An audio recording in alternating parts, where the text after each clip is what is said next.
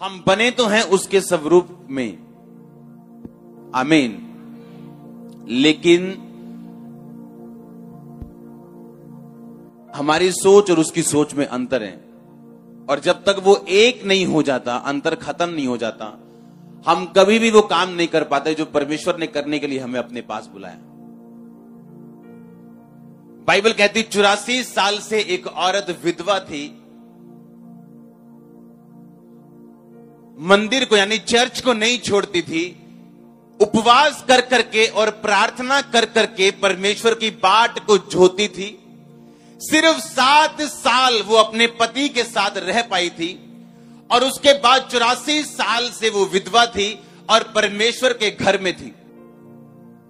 आप जानते हैं इस आज तक की दुनिया में जो बिगेस्ट प्रॉफिट रहे हैं, आज तक के हजारों साल के इतिहास में यहोवा परमेश्वर ने जब से दुनिया बनाई है, उनमें से एक प्रॉफिट का नाम शमूएल है, हाँ या ना? और अगर आप शमूएल की जिंदगी देखें तो वो उस जगह बड़ा हुआ था जिस जगह के याजक व्यभिचार में थे। होप्नी पिनहास जो एली के बेटे थे, ऑफरिंग का गलत इस्तेमाल करते थे, अपने पर्सनल कामों के लिए ऑफरिंग खर्चते थे, यहोवा की भेंट का तिरस्कार करते थे और मंदिर में चर्च में काम करने वाली औरतों के साथ व्यभिचार करते थे। ऐसे खराब माहौल में अगर शमूएल ये कहता कि मैं काम नहीं कर सकता, तो वो शमूएल कभी शमूएल ना बनता। आपकी लाइफ के नेगेटिव सर्कमस्टांसिस में जहां ऐसे लोग भी हैं जिनकी मां वैश्य है, जिनका बाप जुआरी है, लेकिन उनका बच्चा प्रॉफिट बन सकता आने वाले टाइम का। उसकी वाइफ जो है गड़बड़ है, उसका हस्बैंड गड़बड़ है, उसके बच्चे गड़बड़ हैं, उसका दादा दादी सब गड़बड़ हैं, लेकिन वो इंसान अगर चाहे तो परमेश्वर की आवाज को सुन के उसका माइक, उसका माउथ पीस भी बन सकता है आने वाले दिनों में। उसने ये नहीं कहा कि ये नहीं ये याजक लोग खराब है तो मैं यहां पे नहीं आऊंगा। उसने कहा मैं प्रभु की आवाज को सुनूंगा। इसीलिए कम लोग हैं क्रिश्चियनिटी में जो असली रीति के साथ कामयाब हुए हैं। वो मिनिस्ट्री हो, प्रभु के साथ चलना हो, कोई काम हो जो परमेश्वर ने आपको दिया हो। हालेलुया। क्योंकि शैतान रुकावटें डालने के लिए मौजूद रहते हैं ताकि आप वो ना पकड़ सको जो परमेश्वर ने आपको देने के लिए बुलाया अपने पास। और सबसे बड़ी बात, जब एक इंसान ये सोचना बंद करता है और अपने दिमाग से उत्तर परमेश्वर से लेने की कोशिश करता है। हन्ना के बेबी नहीं हुआ, परमेश्वर ने, यहोवा ने उसकी कोख को बंद किया हुआ था। किसने बंद किया था? कि शैतान ने। किसने बंद किया हन्ना की कोख को? क्यों? बाइबल तो कहती है यहोवा भला परमेश्वर है, उसकी करुणा सदा की है। वो करुणा में परमेश्वर है, दयालु परमेश्वर है। एक दयालु परमेश्वर एक औरत की कोख को बंद कैसे कर सकता है? एक दयालु परमेश्वर कैसे ये अलाउ कर सकता है कि हन्ना को उसकी सौतन गालियां निकाले, उसके रिश्तेदार उसको बुरा बोले? क्यों? क्योंकि परमेश्वर ने उसकी कोख को बंद कर दिया। क्या परमेश्वर ने कोख को बंद किया? हां, वचन कहता कि आप मुकर नहीं सकते। प्रचारक भी कह सकता है, वो भी नहीं कह सकता कि नहीं किया, क्योंकि वचन कहता है कि कोख को बंद यहोवा ने किया। इंसान जाति ऐसी है कि ये अपने आप कभी भी परमेश्वर के कामों में या उसकी मास्टर प्लानिंग में नहीं घुस सकती। हिंदी में आप बोल सकते हो उसकी हैसियत नहीं है घुसने की। तो परमेश्वर आपकी हैसियत को बनाने के लिए ऐसी चीजों का इस्तेमाल करते हैं जो आपके दिमाग में कभी नहीं आती जब तक आप चर्च में जाके वचन को ना सुनो या उसके वचनों को ऑनलाइन या किसी भी माध्यम से ना सुनो। हन्ना की कोख को बंद किया, हन्ना को तंग किया। हन्ना इस मुकाम पे आ गई, कहती अब अगर तू मुझे दे, मैं वो बेटा तुझे दे दूंगी। और यही परमेश्वर चाहते थे कि जब तू ये बोलेगी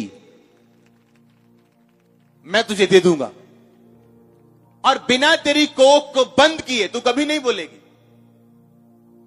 तो मैं तेरी कोख बंद को, तेरी बीमारी को मेडिकली, हो सकता है उसके एग ना बनते हो मेडिकली, तब तो मालूम नहीं होता था, इतना पता था कि कोख बंद है। मेडिकली उसका क्या कारण था ये नहीं मालूम, तब टेस्ट नहीं होते थे, लेकिन कोख बंद थी। जब खुली टेस्ट नॉर्मल हुए, बेबी हुआ। हाँ है ना? सुनो, अब आप कभी भी परमेश्वर की सिद्ध इच्छा पे नहीं चल सकते जब तक आपकी स्पिरिचुअल आईज ओपन ना हो। अंदर की आंखें अगर बंद हो, आप कभी भी परमेश्वर की इच्छा पे, ये इम्पॉसिबल है कि आप चल सको। इस धरती पे हर एक काम प्रार्थना के द्वारा होते हैं। इस धरती का रूल है कि अगर शैतान को काम करना है तो वो एक शरीर ढूंढेगा, और अगर प्रभु को काम करना है वो भी एक शरीर ढूंढेगा।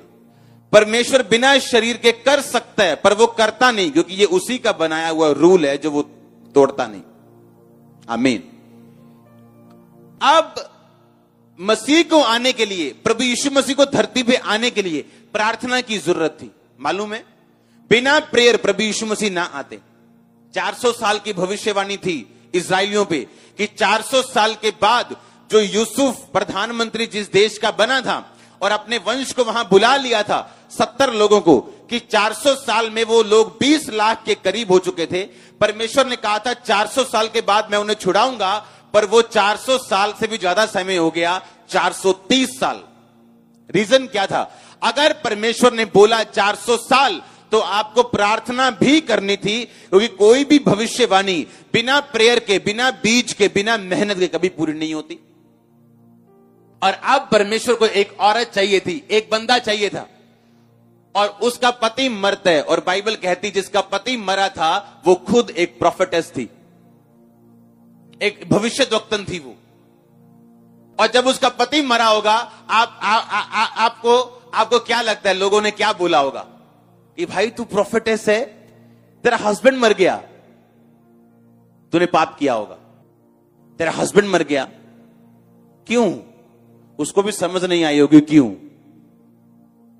लेकिन बाइबल कहती उस औरत की प्रेयर की वजह से प्रभु यीशु मसीह धरती पे आए। अगर आप बाइबल पढ़ लो तो लिखा, वो परमेश्वर की बाट जोती थी कि जो वचन यशाया में लिखा कि एक डाली प्रकट होगी यीशु के ठूंठ में से, और एक उद्धारकर्ता आएगा कुंवारी के द्वारा, और उसका नाम इमैनुअल रखा जाएगा, जिसका मतलब है परमेश्वर हमारे संग।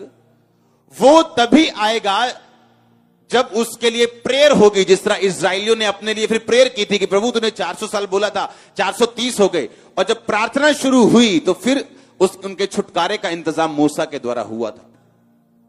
अब परमेश्वर ने उसके पति के मरने को और उसके दुख को इस्तेमाल किया कि डायरेक्टली उसको फिर मिनिस्ट्री में डाल के इस्तेमाल कर सके। हो सकता है पति मरने के 20 साल में भी उसको समझ ना आई हो। जैसा आप सोचते हैं ना, परमेश्वर वैसा नहीं है। आप बहुत जल्दी में हो। आज लोगों को मसीह में एंट्री चाहिए, आज मिनिस्ट्री में एंट्री चाहिए, कल गाड़ियां चाहिए, परसों प्लेन चाहिए। ऐसा नहीं, ये बड़ा स्लो प्रोसेस है, कई बार फ्रस्ट्रेटिंग प्रोसेस है कई बार, और इसीलिए सब इसमें कामयाब नहीं होते हैं। उनको रिजल्ट देखने को मांगते हैं कि रिजल्ट आना चाहिए मेरा अभी, कि मैं विधवा क्यों हुई।